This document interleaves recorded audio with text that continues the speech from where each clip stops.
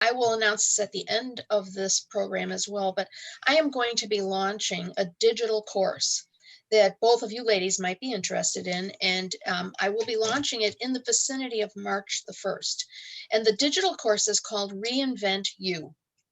And the purpose of this course is, I don't know if you're like this, but I was like this, and I continue to be like this sometimes, where you feel like you're living a Groundhog Day life. You just go from one day to the next, doing the same thing day in and Gosh. day out. No appreciation, no notice, whatever. So I am going to share with you a roadmap on how to reinvent yourself so that you stop living that Groundhog Day life, so that you are living a life with passion and purpose. And you may be thinking that you're too old, or you can't afford it, or oh, you don't know me. Whatever you're thinking, I just want to put your minds to rest that I have personally reinvented myself 5 times. And I started out, I'm a registered nurse in the emergency room at Loyola. I then became an owner of a business. I'm a calligrapher, so I opened a calligraphy business. And then I became a Pampered Chef director for 24 years, sold $1 million in $1,200,000 in product. Then I became an actor, and now I am setting up this digital course. So I know what I'm talking about. And I also happen to be 71 and a half years old. So Wow. it's never too late. And that is my, I will share with you all my addresses at the end, but that is my prime moniker, is it's never too late. So we're going to have a little bit of fun for starters. And you liked these yesterday, so I'm going to use Oh, them. they're so fun. Okay, there was a spider. It's gone now. Oh, no. How about this one? That's right. Oh, this one. I appreciate the text, Kate, but could you mind raising your hand? Okay. Something that successful people do is that they separate three key differences that separate super high achievers from everyday people. They have unusual clarity. They know exactly what they're going for. And these high achievers didn't start out being high achievers. They learned through the school of hard knocks. So, starting off at the beginning with goal setting is going to be 2 steps forward, 1 step back, 3 steps forward, 2 steps back. It's going to be like that. But in order to create change, you have to risk. You must risk to create change in your life. So these people have unusual clarity. They have developed powerful success habits. They have disciplines of success. Many of them meditate. Many of them visualize. Many of them use affirmations. And I'll tell you a little more about that later on. They take 100% responsibility for what they for the actions, wait, for the results, and they're action oriented. So you have to give up all of your excuses, all of your shaming, blaming, and complaining. You have to give all of that up. Start off with a clean slate. You have to give up all of your excuses. And did you know that 99% of all failures come from people who have the habit of making excuses? If something doesn't turn out, ask yourself, how did I create that? What was I thinking? What were my beliefs? What did I say or not say? Now, you only have control over 3 things, and those 3 things are the thoughts that you have, the images in your mind, and the actions that you take. Those are the only things that you have any control over. So if you have an event, let's say you go out after work every single day, go to a bar, have a couple of drinks with your friends, couple glasses of wine. Your husband makes dinner and sits down and starts to eat it. You come rushing in. You sit down and gulp down your dinner, and then you go and watch TV or read and spend more time with yourself. Eventually, you're going to be divorced. Okay. And so you created that event. You created the reaction, and you ended up with that outcome. So it's really important, and a very key thing that I want to teach you is this. And Jack Canfield, who is the author of the Success Principles, I highly highly, almost insist that you get that book and read it. This will change your life. Jack Canfield, The Success Principles. I have all these books listed at the end of this demonstration. So Jack Canfield states that the number one success principle is E plus R equals O. Event plus response equals your outcome. I just said to you, you can't do any blaming, shaming, or complaining. For every reason why something is impossible, there are hundreds of people who have faced the same circumstances and have succeeded. So you cannot blame the circumstances. You cannot blame traffic for being late. You didn't leave early enough. You cannot blame that you don't have any money. You spent it. You cannot blame the fact that you're getting divorced. You set that up. So that is the event. And the response, the outcome, divorce. Okay? So you can blame the economy, the weather, Washington, D.C. You can blame traffic. You can blame your lack of education or money. You can blame all these things, but that doesn't get you anywhere. If it did, if people wanted to blame something or someone, I dare to tell you that Jackie Robinson would have never played professional baseball. If he blamed his circumstances, he would have never played professional baseball. Sidney Poitier and Denzel Washington would have never become movie stars, actors. Bill Gates would have never found Microsoft, and Steve Jobs would have never found Apple computers. You don't want to live someone else's dreams. I have a complaint. I have a dream. Focus on what you want, not what you don't want. So you do not have to say, you should not say, oh, I don't want to be poor. I don't want to be fat. I don't want to be lazy. I don't want to be any of these things. You have to focus on what you want in a very, very simple exercise, and it is powerful. And I don't have this down, so you're going to have to take this note. You make a T-chart on a paper, okay? And at the top left-hand side, you write, I don't want. And on the next left side, I don't want. The right side is I want. Now, if I were to ask you, Connie, turn your unmute yourself for a second. Okay, Connie, if I were to ask you, what do you want in life? Just start listing all the things that you want. For my kids to be happy. Okay, keep going. This should be like a rampage. Just keep going. I have to think about these things. To be able to travel more. I don't know. You've proven my point. And April, you can unmute yourself too. We can make this a conversation. And you can ask questions anytime as well. The truth of the matter, Connie, is that most of us run out of things that we want. It's like, and you said, I have to think about this. You should know what you want right off the bat. Okay. So with this T-chart, I'm going to encourage you to write all the things you don't want. And believe me, you can come up with a list the length of your leg right away. I don't want to be fat. I don't want to get divorced. I don't want my kids to be sick. I don't want to be in bad health. Blah, blah, blah, all the way down. On the right side, you cancel out that I don't want. So if you said, I want my children, no, let's say, can you give me a don't want, Connie, so I can use it as an example? The coronavirus. Okay. Good That's one. That's good. Okay, I don't want the coronavirus. What I do want is the country to be healed of this and everybody feeling better. So do you see how you cancel out that don't want with a want? And believe me, your I want list will grow. It will get long.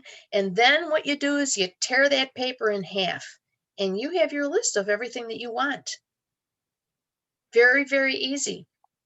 You don't want to live someone else's dreams. General Wesley Clark said this. It doesn't take any more effort to dream a big dream than it does a small dream. Michelangelo said, the greater danger for most of us that our aim is too high and we miss it, that it's too low and we reach it.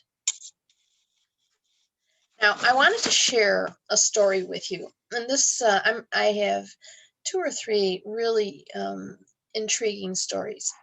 There was a high school student by the name of Catherine Lanigan, and she lived in a small town in Kansas, and she went to the University of Missouri because they excelled in journalism.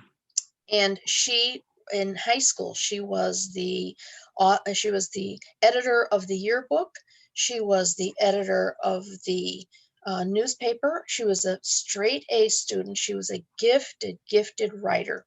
She also earned a full ride scholarship to college on one condition, that she take an advanced journalism course from a Harvard professor. So she did that. She signed up for it, and she sat in class and she did everything perfectly because that's the way she was. She was a real perfectionist. And when she handed in her first assignment, the professor looked at her and called her into his office, and he said, "Sit down, please." And so she sat down, and she was fully expecting him to praise her because she'd always gotten praise. All right. So when she sat down, he said to her, "You cannot write. Your writing stinks, and I'm going to have to fail you." And she looked at him and said, "What? You're going to have to fail me? I'm going to lose my scholarship if you fail me." And he said, "Okay, I'll tell you what, I'm not even going to give you a grade. I'm just going to give you a pass on one condition, that you never write again." Well, she took his advice and never wrote again. Many years later, she's grown and she has a family already, and she never wrote. She just stuffed that ambition because somebody told her to, because she was living someone else's dream. Well, a movie studio came into their town, and this town was like podunk. They used to go to the gas station, watch the oil slicks on the concrete. That was their form of entertainment. Anyway, the movie studio moved into their town, and they were filming a movie, and they were down by a lake. And at one end of the beach were all the actors and the actresses and the stunt people and makeup and hair and all the glamorous stuff that goes into creating a movie. At the other end of the beach were the writers, the directors, the producers, all of the techie type people. Catherine was so taken with those people that she hung around them quite a bit. And finally, one of the writers looked at her and said, "I'm confused. All the action is at the other end of the beach where all the glorious stuff is going on and the glamorous stuff. Why are you hanging around the dull people?" And she said, "Because I've always wanted to write." And he said, "Well, why don't you write?"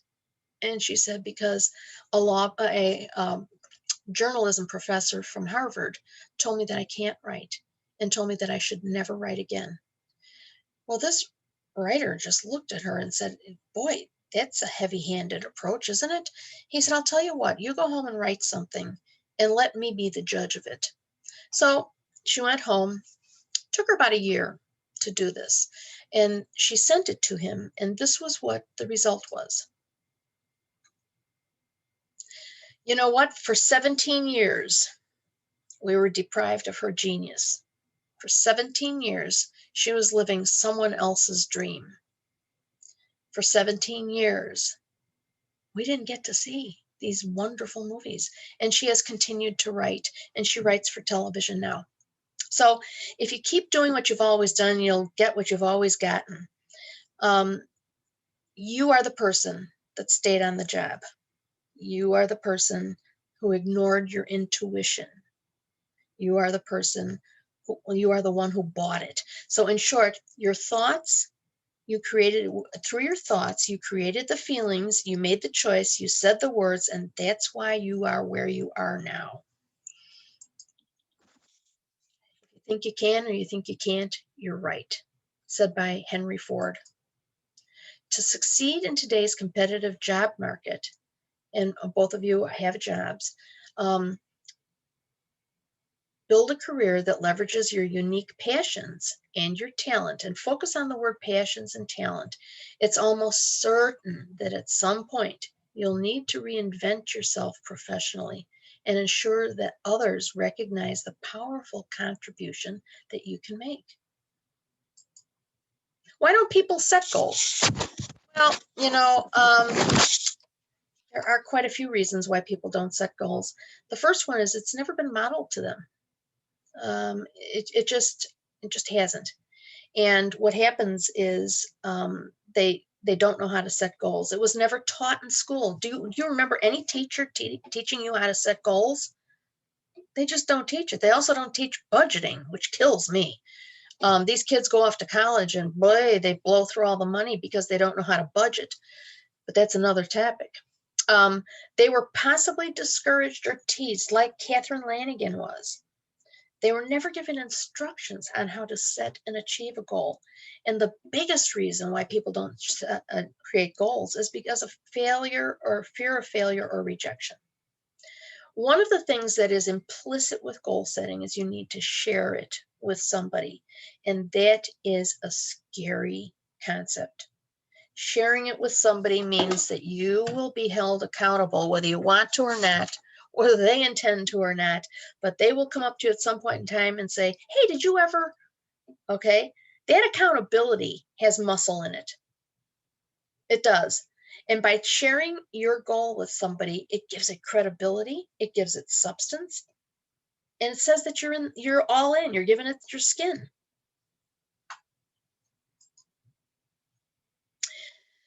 What supports a goal becoming a reality? I told you I would talk to you a little bit about this. Visualization keeps a goal in front of your mind.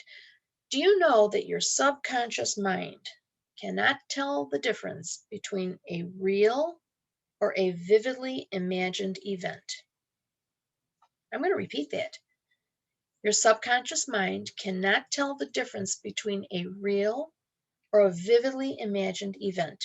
So right now, I'm going to ask the two of you to close your eyes. I'm going to prove this to you, okay? Close your eyes. You too, April, close your eyes. Okay. I'm going to ask you to imagine that you are standing on a veranda of the tallest building in the world. Okay? I want you to imagine, what does the floor look like? Is it concrete? Is it mosaic? Just imagine all of this. Make the floor anything that you want. Okay? What smells are you smelling now? Are you smelling smokestacks? Are you smelling fresh breeze? Are you smelling industry? What are you hearing? Are you hearing airplanes go by? Are you hearing, the noise of the cars far below? Are you hearing air conditioning units? Now I'm going to ask you to walk forward on this veranda, and there is no railing. It's just you and a sheer drop down to the bottom. I want you to look down now. Do you see the little tiny people and the little tiny cars and the hustle and bustle of everyday life is kind of dulled because it's so far away? Do you feel the breeze going past you? Do you hear other sounds, window washers up that high? Just look down for a minute and look around. Now I'm going to ask you to crawl back to the door and open your eyes. Did you feel anything when I asked you to walk forward and there was no railing?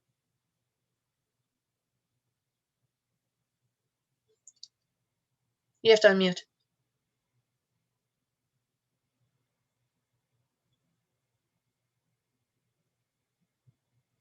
Connie, you unmute too.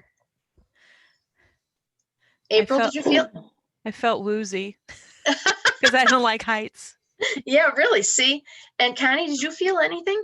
Same, because I picture like being out on that deck off the Sears Tower or something, and it's like, and if there was no ledge around it, Okay, no. you never left your chairs. Okay, so that's a clear example of how your subconscious does not know the difference between a real or a vividly imagined event. So if you can visualize what it is that you want, and when you're visualizing, you need to feel the feelings, you need to smell the smells, and you need to visualize it as though it's already happened. You can't visualize into the future. One of my visualizations is I'm fit and alive at 165. I say that every day, and I see myself wearing the most gorgeous outfit. I see myself wearing clothes that no longer hurt me. I look in my closet for the clothes that don't hurt me, you know? I see my closet full of this gorgeous wardrobe, and everything slips on so easily, and I don't have to lay down in my bed to buckle them. Okay? All right, so visualization has to be really specific and it has to be already accomplished. Affirmations are sayings that you say that are in the present tense and include an emotion and an action. So with my I'm fit and alive, I say I am joyfully fit and alive at 165. You have to add an emotion in order for your subconscious to believe it. Repetition is critical in supporting your goal. You have to repeat what your goal is daily, several times a day. You know what I do? And I just started this, and my family's kind of enjoying it, which is weird because they don't think that much of me. But I started using a dry erase marker on my bathroom mirror. And today's affirmation is I am a talented, intelligent, worthy person. Yesterday it was, today is going to be a great day. So when I go in to brush my teeth or whatever, it's right in front of me. So you need to write your goals down and post them where you can see them and review them regularly. They, you know, have any of you ever cleaned a drawer? You maybe at one point in time you did set a goal, okay? You take out a list of what goal you wanted to achieve and maybe how you were going to get it. And it was like 2 years ago and none of that happened. I don't know about you. I've certainly done that. I find that crap all over my, all over my office. You know, the best laid plans, right? But you need to write it down and post it where you can see it and view it regularly. I already told you that you need to share your goals. You clarify your vision and state it openly to somebody that you trust too. It has to be somebody that you trust.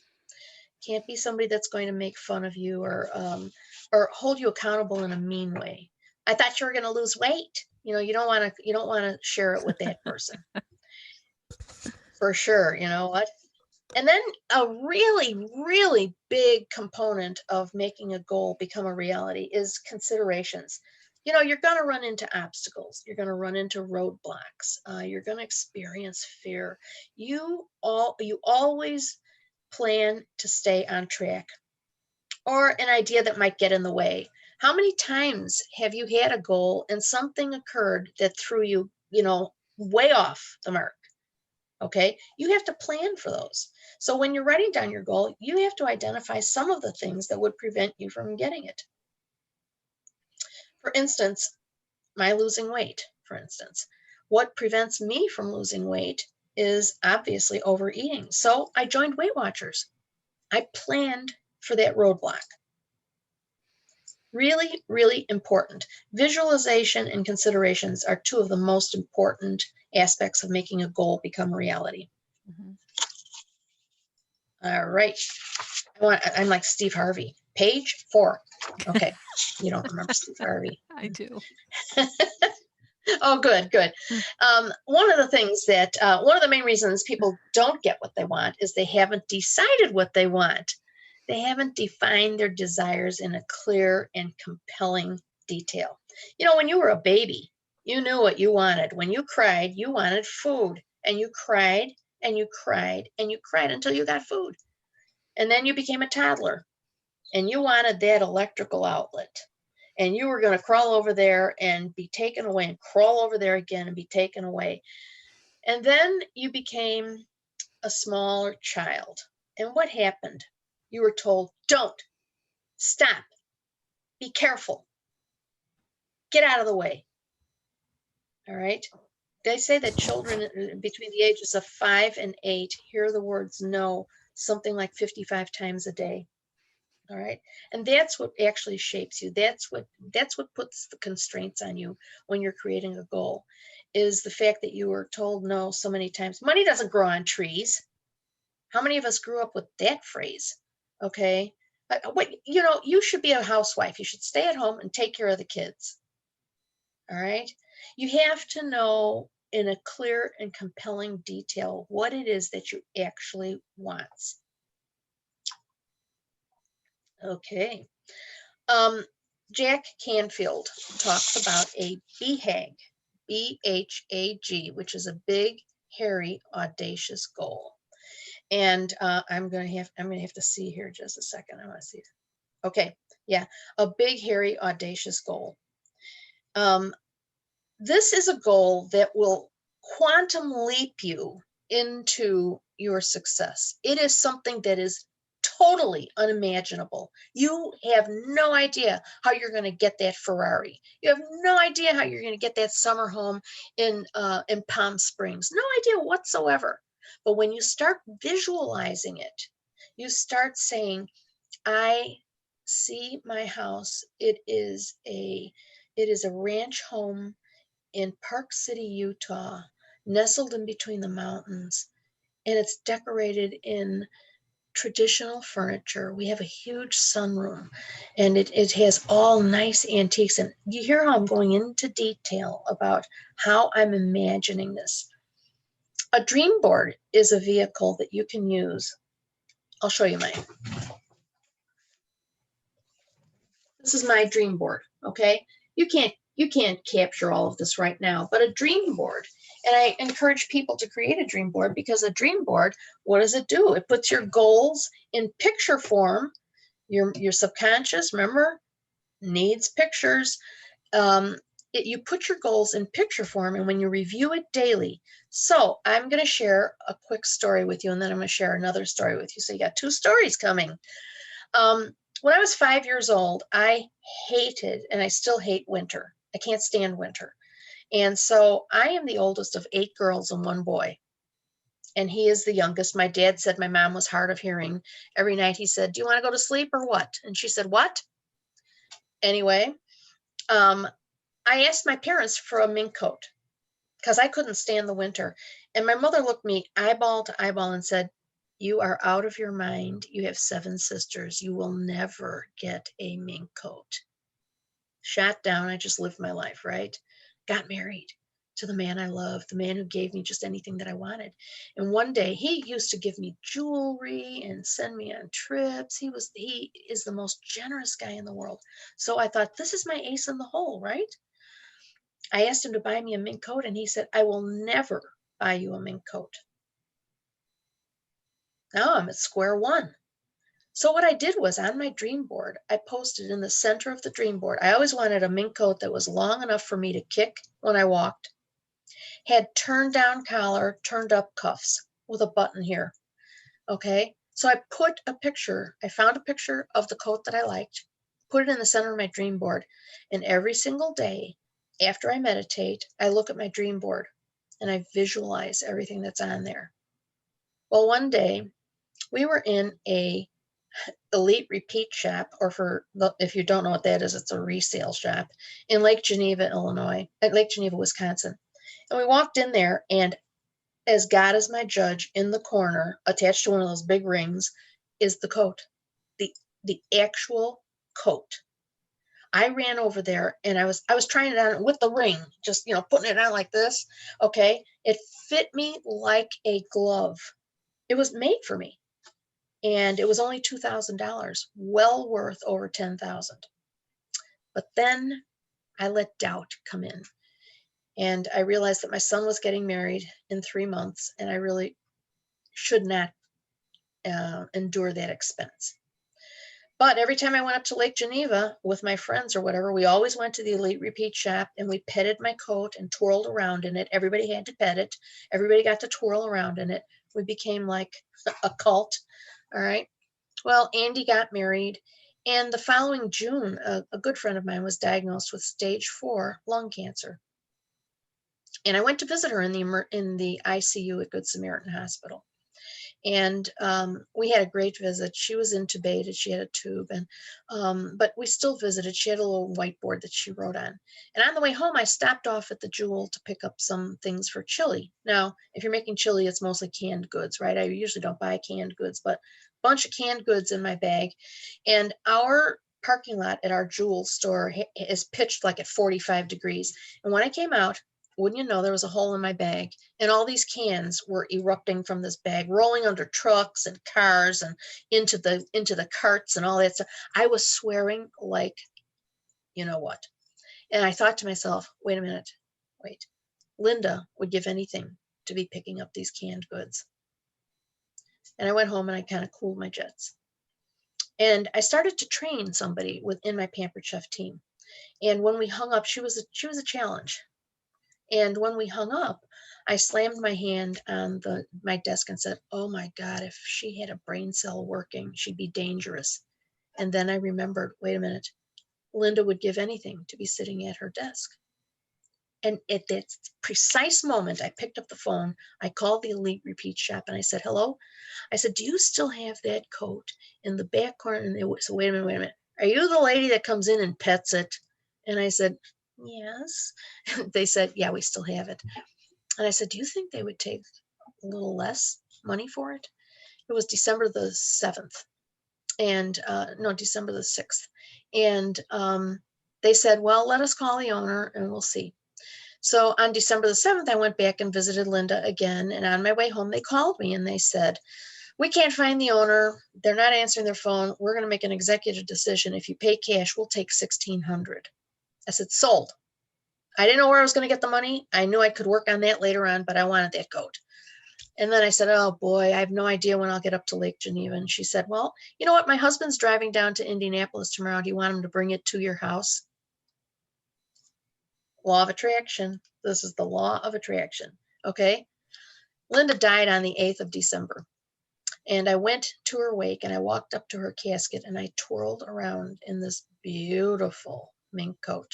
Her family is looking at me like, you know, and I went up to them and I said, your daughter taught me the most valuable lesson. And that is to live life to the fullest. Never, ever give up on a dream. After going to a Jack Canfield workshop for a week, we were charged with creating our life purpose.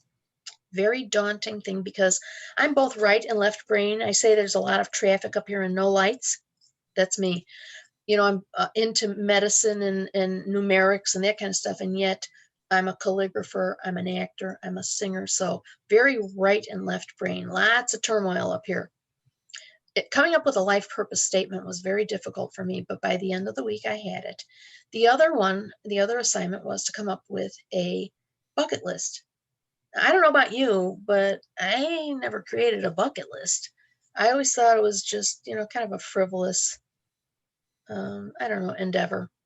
But very first thing on my bucket list, I said, I want to sing the national anthem in Wrigley Field. Where that came from, I have no idea. I only know a couple of facts. My mother was raised at Ashland and Addison. My dad was a beautiful Irish tenor, and he favored me out of everybody. So I thought I'd like to honor my dad by singing the national anthem in Wrigley Field. So I set out to do that. I didn't know how I was going to do it. And remember, I said before, you may not know the how or the why or the where. If you visualize it and affirm it, it will happen. Right on my vision board, I put the Cubs logo. Visualized it every single day. I'm working at the theater that I belong to, and I'm working props, and I'm standing next to a girl. And I said to her, oh my God, I have to sing the national anthem in Wrigley Field. And she's like, you have to? And I said, well, no, I mean, I want to, but I have no idea how to make a CD to send to them. I mean, do you have like a session band come into your house? Do you go down to a studio? I have no idea. And she said, Nancy, Willie has a recording studio in our house. That's the law of attraction. I set my sights on that, and the universe put her next to me. Universe, God, deity, whatever you want to call it, put her next to me. I went and cut the CD, anxiously sent it in to the WGN and the Cubs organization, excuse me. And I got a very polite no thank you. They didn't even return the CD. Well, that was 2010. In 2011, same, I went through the same motions, sent it in, and this time, not only did I not get a response, but they didn't give me back the CD again. So in 2012, I was driving out to my son's house to take care of his children, and Jonathan Brandmeier, who was a hooligan, was on WGN radio. And I thought, this has to be, because they sponsored the Cubs, this has to be my only in. So I called him up, got on the air right away. And I said, Johnny, I need a hookup. And he said, what do you need? And I said, I need to sing the national anthem in Wrigley Field. And he said, oh, okay, can you sing? And I said, I've got that covered. I just need to get my foot in the door. So he said, okay, send me your CD and whatever else you have with it. I composed a nice story about being the oldest of 9 kids and blah, blah, blah. About 2 weeks later, my friend called me up and she said, are you listening to WGN? And I said, no. And she said, you're singing the national anthem. And he played my national anthem every day for a week. And then his peeps called me up and they invited me to sing the national anthem at Wrigley Field. But not on the field, in the Captain Morgan bar. Not what I was visualizing. I was visualizing myself standing between home plate and third base singing the national anthem. Well, I decided to do this. When I was finished, we were just sitting around visiting with some of the Cubs, and in walks the vice president of entertainment. And Jonathan Brandmeier was still on the air, and he said, where's Nancy Belda? This is her hookup. And I went up to him, and I said, are you going to hook me up or what? Well, I got a phone call about a week later, inviting me to come and sing the national anthem in Wrigley Field on August the 13th, 2013. This is a BHAG, big, hairy, audacious goal that I posted on my vision board. I worked on it. What helps you complete a BHAG is persistence and, consistency. Consistency and persistence. I just wasn't going to be shut down. That's all there was to it.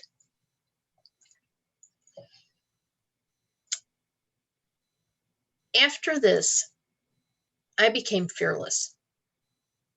I got the lead in a play because I visualized it. I started a speaking career because I visualized it and doing that. I knew I had a message to share. And as I told you in March, I'm going to be launching a digital course. This has all been through visualization, through being very clear about my goals. And that's what I'm going to suggest that you do.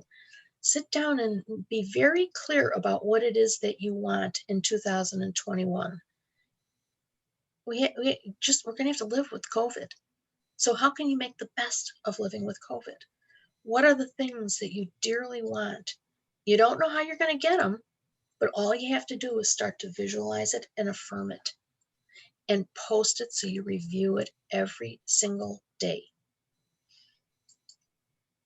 I have an acronym for goals. G is go for it, and make sure you get it. Don't give up. When you give up, you're living someone else's dreams. Optimize, make the most of a situation, even the bad ones. Someone says no to you, you just turn around and go to somebody else. They don't have to be the end of your dreams.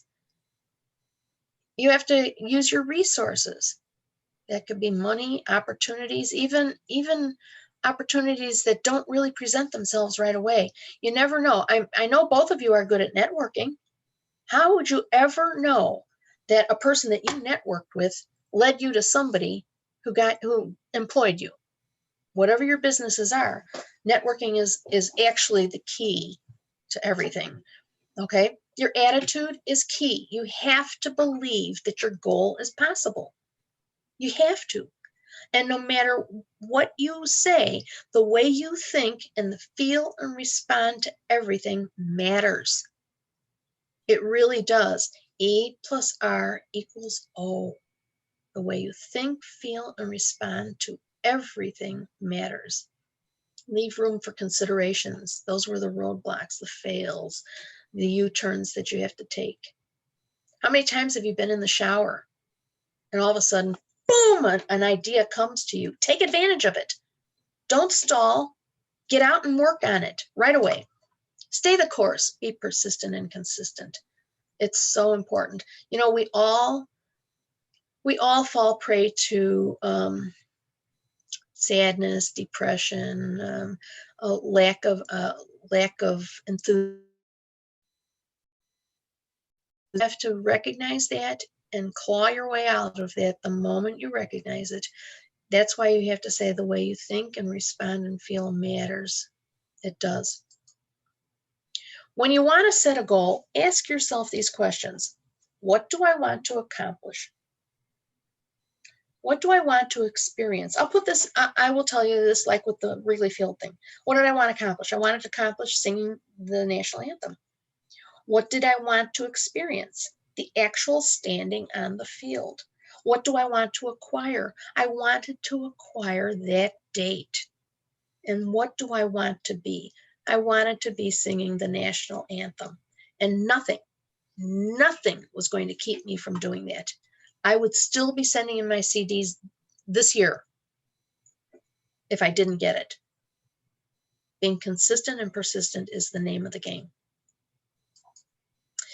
If you want to be happy, you have to set a goal that commands your thoughts, liberates your hope. Setting that goal, think about this. You have to think about what makes you passionate. What are you passionate about? That's the goal worth setting. I was passionate about starting this digital course.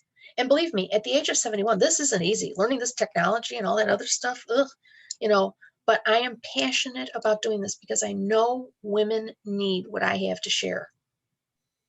They do. And if you are passionate, really passionate about something, you will accomplish it. It's about finding your passion. What lights you up? What brings you joy? What gives you energy? What sparks enthusiasm? It's all important. These are you said you're going to be recording this, so these are the various ways to get in touch with me. But really, the very best one is down here. The address is all. This address is all you need. I'm going to share something with both of you. I'm not sure if you are aware of Linktree. Are you? Okay, write that address down, linktr.ee. Go to that website and let me tell you,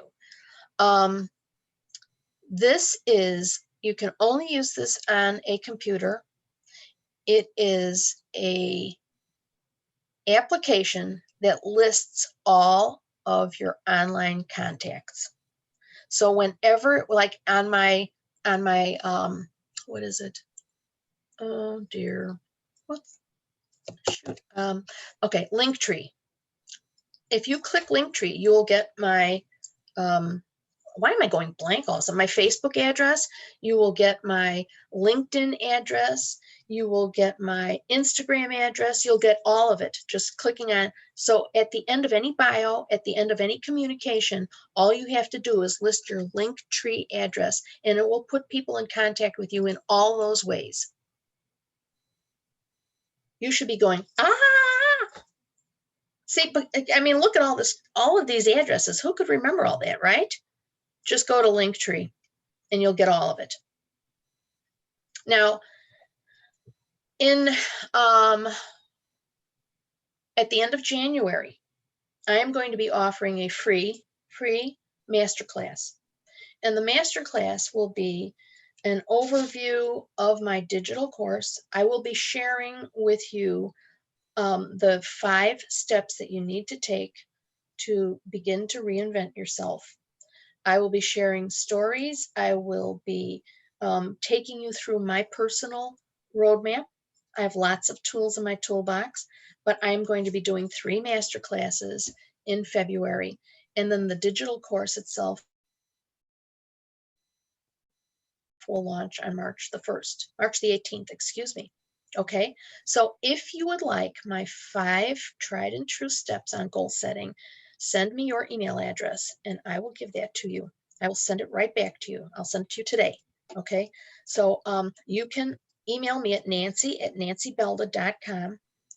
Give me your email address and I will send you my 5 tried and true steps to setting and achieving your dearest goals. Thank you for your attention.